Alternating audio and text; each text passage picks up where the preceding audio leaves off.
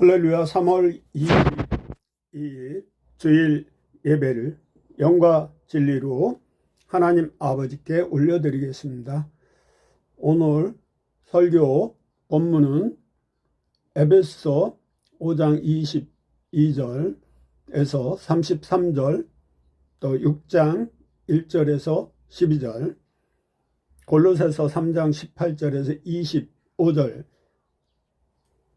를 중심으로 말씀에서 시작되는 행복한 가정 천국이라는 제목으로 선포할 때 하나님의 음성으로 듣고 마음반에 새기는 복된 주일 예배가 되길 간절히 축원합니다. 오늘 본문 말씀을 천천히 낭독해 주시기 바랍니다. 아내들이여 자기 남편에게 복종하기를 주께 하듯 하라. 이는 남편이 아내의 머리됨이 그리스도께서 교회의 머리된가 같음이니 그가 바로 몸의 구주시니라. 그러므로 교회가 그리스도에게 하듯 아내들도 범사에 자기 남편에게 복종할지니라. 남편들아 아내 사랑하기를 그리스도께서 교회를 사랑하시고 그 교회를 위하여 자신을 주심같이 하라. 이는 곧 물로 씻어 말씀으로 깨끗하게 하사 기록하게 하시고 자기 앞에 영광스러운 교회로 세우사 티나 주름 잡힌 것이나 이런 것들이 없이 거룩하고 흠이 없게 하려 하심이라. 이와 같이 남편들도 자기 아내 사랑하기를 자기 자신과 같이 할지니 자기 아내를 사랑하는 자는 자기를 사랑하는 것이라. 누구든지 언제나 자기 육체를 미워하지 않고 오직 양육하여 보호하기를 그리스도께서 교회에게 함과 같이 하느니 우리는 그 몸의 지체임이라. 그러므로 사람이 부모를 떠나 그의 아내와 합하여 그 몸이 둘이 한 육체가 될지니 이 비밀이 크도다. 나는 그리스도와 교회에 대하여 말하노라. 그러나 너희도 각각 자기의 아내 사랑하기를 자신같이 하고 아내도 자기 남편을 존경하라. 자녀들아 주 안에서 너희 부모에게 순종하라. 이것이 옳으니라. 내 아버지와 어머니를 공경하라. 이것은 약속이 있는 첫 계명이니 이로써 내가 잘되고 땅에서 장수하리라. 또 아비들아 너희 자녀를 노엽게 하지 말고 오직 주의 교훈과 훈계로 양육하라. 종들아 두려워하고 떨며 성실한 마음으로 육체의 상전에게 순종하기를 그리스도께 하듯 하라. 눈가림만 하여 사람을 기쁘게 하는 자처럼 하지 말고 그리스도의 종들처럼 마음으로 하나님의 뜻을 행하고 기쁜 마음으로 섬기기를 주께 하듯 하고 사람들에게 하듯 하지 말라. 이는 각 사람이 무슨 선을 행하든지 종이나 자유인이나 주께로부터 그대로 받은 줄을 알미라. 상전들아 너희도 그들에게 이와 같이 하고 위협을 그치라. 이는 그들과 너희의 상전이 하늘에 계시고 그에게는 사람을 외모로 취하는 일이 없는 줄 너희가 알미라. 끝으로 너희가 주 안에서와 그 힘의 능력으로 강건하여지고 마귀의 간계를 능히 대적하기 위하여 하나님의 전신갑주를 입으라. 우리의 씨름은 혈과 육을 상대하는 것이 아니요 통치자들과 권세자가 이 어둠의 세상 주권자들과 하늘에 있는 악의 영들을 상대함이라. 아멘. 사랑하는 성도 여러분, 오늘 우리가 살아가는 시대는 가정이 무너지는 핵가족 시대입니다. 첫째로 부부 갈등이 심화되어 이혼, TV 프로그램도 이혼 숙녀 캠프라는 것이 생겼더라고요. 그러니까 화성에서 온 남자, 화성에서 온 여자, 금성에 온 남자라는 책도 있듯이 부부 갈등으로 이혼율이 아마 OECD에서 최고이지 않나 생각합니다. 두 번째, 자녀 문제. 그러니까 자녀는 부모와 대화하고 싶은데 부모는 시간이 없다, 바쁘다 핑계로 또 대화를 해도 부모가 자녀를 대놓고 화내는 시간이 시간이라고도 합니다. 그러니까 칭찬과 격려와 인정, 그리고 하나님께 맡기고 기다리는 시간이 필요한 것 같습니다. 그러니까 자녀를 바쁘다는 핑계로 방치하는 게 문제인 것 같아요. 세 번째, 시부모, 특히 그 시어머니와 며느리와 갈등, 참 문제가 많은 것 같아요. 제가 서울 경로복지에 운영할 때 노인 상담 전화를 5대로 상담을 한 적이 있는데, 자녀가 시아버지 또 부모를 폭행하는 일도 있어서 안타까움을 자아내기도 했어요. 그리고 세대 간의 단절이 문제가 되기도 하고, 그로 말미암아 가출 청소년 문제도 심각해요. 또 이어지는 게 그 마약이나 알코올 중독, 또 우울증 때문에 자살 충동도 있고. 근데 이 모든 문제의 뿌리는 단 하나입니다. 하나님의 말씀이 가정에서 사라졌기 때문입니다. 디모데 후서 3장 15절에서 17절은 하나님은 이렇게 말씀하셔요. 또 어려서부터 성경을 알았나니 성경은 능히 너로 하여금 그리스도 예수 안에 있는 믿음으로 말미암아 구원에 이르는 지혜가 있게 하느니라. 16절, 모든 성경은 하나님의 감동으로 된 것으로 교훈과 책망과 바르게 함과 의로 교육하기에 유익하니. 17절, 이는 하나님의 사람으로 온전하게 하며 모든 선한 일을 행할 능력을 갖추게 하려 함이라. 제가 그 간증집 제목이 너를 온전케 하리라. 그러니까 내가 너를 온전케 하리라. 아멘이십니까? 그리고 요한복음 1장 14절에는 말씀이 육신이 되어 이 땅에 인카네이션, 하나님이 말씀을 통해 이 땅에 오셨다는 거죠. 히브리서 4장 12절에 하나님 말씀은 살았고 운동력이 있어 좌우 날생검보다 이래 혼과 영과 및 관절과 골수를 찔러 쪼개기까지 마음과 생각을 감찰하신다고 말씀하세요. 그러니까 우리가 호세아 6장 1절에 3절 말씀대로 우리는 여호와께 돌아가고 말씀으로 돌아와야 돼요. 그러면 가정의 천국이 된다는 말씀입니다. 첫째로 말씀 위에 세워지는 부부 관계입니다. 오늘 에베소 5장 22절에서 33절 본문은 하나님은 가정의 중심을 부부 관계로 두셨습니다.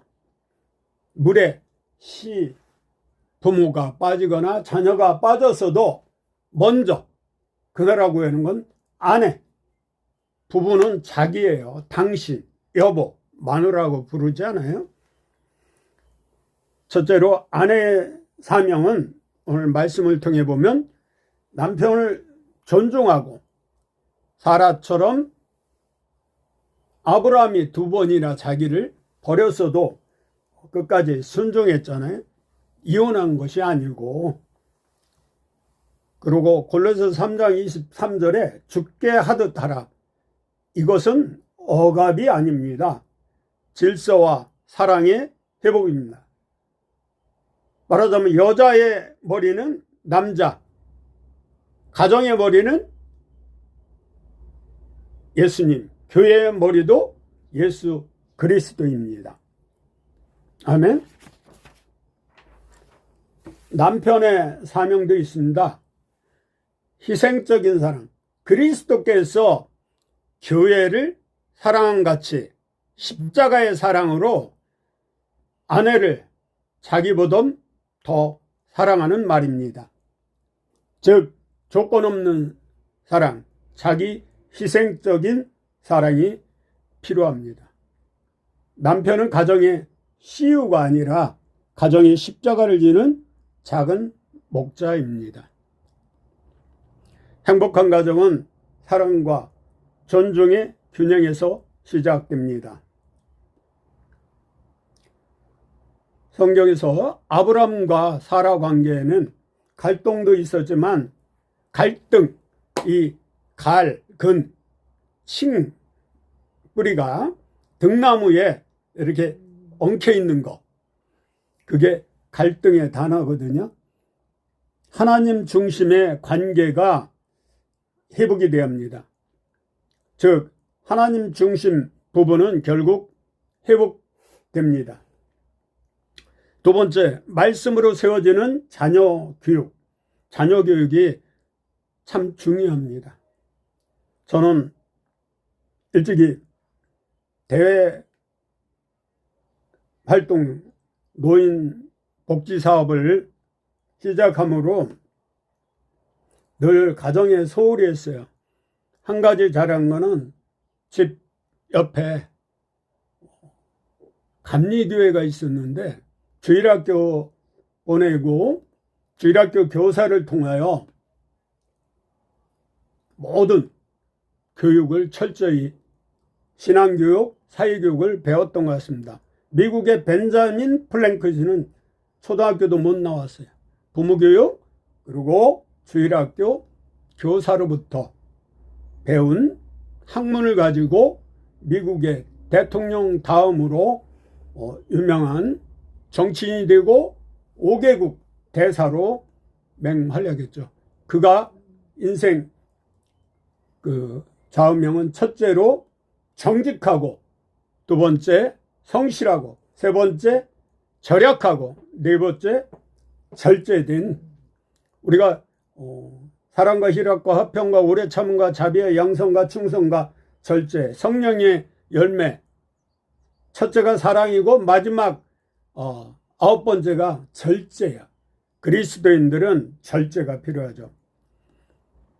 에베소 6장 1절에서 4절, 골로새서 3장 20절에서 21절, 자녀의 책임은 이삭처럼 순종입니다. 주 안에서 순종하라.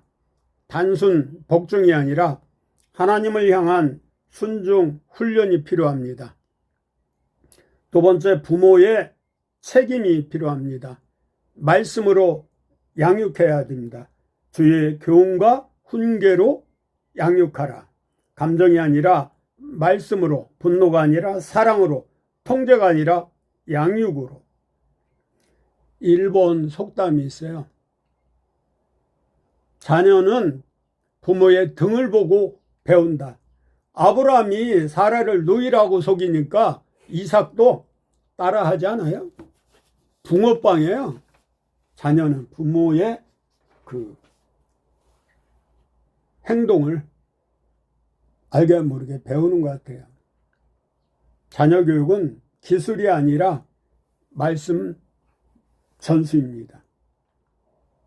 교육이 필요하면 일찍이 이승만 초대 건국 대통령이 미국에서 박사학위 받고 돌아와서 대통령이 되자마자 문맹 퇴치운동을 해서 전 국민이 무상 초등학교, 그 당시는 국민학교를 졸업하도록 하였습니다. 물론 그 외에 토지개혁을 해서 나라에서 땅을 사서 소작인에게 이렇게 분배를 해줬죠. 그리고 그의 대가로 농사를 짓고 나라에서 거둬들이는, 나라를 살리는 길이 교육이라고 이 박사님은 믿었던 것 같습니다. 그를 모르면 나라가 망한다. 결과 국민 의식이 변화되고 국가 재건의 기반이 되었던 것이죠. 영적으로 적용하면 말씀을 모르면 인생이 무너지기 때문입니다. 가정이 말씀을 읽으면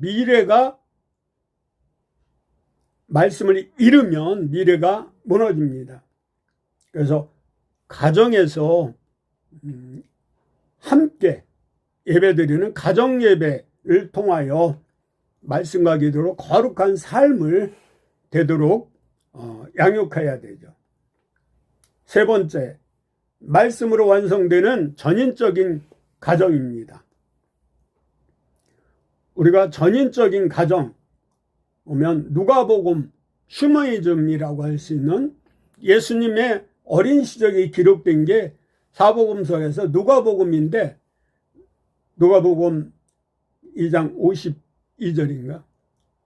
예수님은 지혜가 충만하고 키가 자라고 사람들에게 칭찬을 받았다고 기록된 게 있어요. 그래서 아까 말씀한 디모데후서 3장 15절 17절, 에베소서 6장 10절에 12절 말씀은 인생을 완성합니다. 온전하게 하며 능력을 갖추게 한다는 말씀입니다. 첫째로 영적 회복이 됩니다. 두 번째, 정신적 치유가 됩니다. 세 번째, 삶의 방향이 회복이 됩니다. 가정은 영적 전쟁터입니다. 혈과 육이 아니라 영적 싸움. 우리의 싸움은 혈과 육이 아니라고 성경은 에베소서 6장 12절 말씀하잖아요. 중독, 우울, 자살, 갈등, 분열, 이것은 단순한 문제가 아니라 영적 전쟁이라는 것이죠. 말씀 없는 가정은 반드시 무너집니다. 말씀 있는 가정은 반드시 승리합니다. 네덜란드의 아브람 카이퍼, 교육의 선구자죠. 신학자이자 총리 아브람 카이퍼는 이렇게 말했습니다. 세상의 모든 영역은 하나님의 것이다. 그래서 그는 교육 혁명을 단행한 거죠. 기독교 학교 설립, 우리나라도 최초 선교사가 들어와서 배재학당, 이화학당, 연세학당 등 수많은 고등학교, 대학교를 통하여 신앙교육도 강조했죠. 한마디로 전인교육을 실행했던 것이죠. 그 결과 국가가 변화되고 문화가 변화되고 신앙이 회복이 되어서 우리나라가 이렇게 잘 살게 된 근본 원인이 되었습니다. 영적으로 적용하면 가정교육은 교회 교육이 필요하고 나아가 초중 고 대학교에서 전인교육이 필요합니다. 이것이 미래를 살립니다. 에레미야 29장 11절 12절 말씀대로 미래의 희망이 되는 것입니다. 하지만 지금 전교주가 남침을 북측이라고 하고 주사파 정신을 삽입하고, 그러니까 한마디로 주체 사상은 김일성을 우상화하는 거죠. 그러니까 우리를 자유 대한민국을 인정하지 않는 민노총, 전교조, 전농현, 전장현, 이 친북, 친중 세력들, 공산 사회주의 혁명을 꿈꾸는 자들이 세뇌교육당해서 자기들이 하는 짓을 알지 못하기 때문에 그렇습니다. 결론적으로 사랑하는 성도 여러분, 행복한 가정은 조건이 아닙니다. 말씀의 선택입니다. 결단입니다. 부부가 말씀으로 하나 되라. 자녀를 말씀으로 양육하라. 가정은 영적 전쟁에서 승리하라. 여호와 니시 하나님 선포해야 됩니다. 우리 가정은 말씀 위에 세워진다. 우리 가정은 천국이 된다. 우리 가정은 다음 세를 살린다. 우리 지혜가 제가 해준 것이 없어요. 단지 유치원부터 주일학교, 하나님 경외한 그 결과 중고등학교, 대학교를 우수한 성적으로 졸업하고 미국까지 가서 박사학위 따고 아프리카 케냐에서 교육 선교사로 하나님께 영광을 돌리는 귀한 선교 사역을 감당하고 있고, 교육 개발학과를 나와서 교육 선교사로 사명을 감당하고 있습니다. 우리나라도 도산 안창호 선생, 오산고등학교 설립했죠. 월남 이승원 선생님, 김교신, 서재필 등 초대 그 많은 애국자들은 교육에 힘썼습니다. 이제 전인 교육을 통하여 전인 건강, 전인 치유, 전인 구원, 전인 국가를 만들어야겠습니다. 기도하겠습니다. 사랑의 하나님 아버지, 우리 가정이 무너진 이유가 말씀을 떠났기 때문인 고백합니다. 이제 다시 말씀으로 돌아가게 하시고 말씀대로 부부가 사랑하게 하시며 자녀를 말씀으로 양육하게 하시고 우리 가정을 천국으로 회복시켜 주옵소서. 그래야 기쁨과 감사가 행복이 넘치는 아름다운 가정, 그리스도의 향기가 그리스도의 편지가 되고 세상 속에서 빛과 소금력 감당하는 우리 가정 되게 하옵소서. 예수 그리스도의 이름으로 감사 기도드립나이다. 아멘.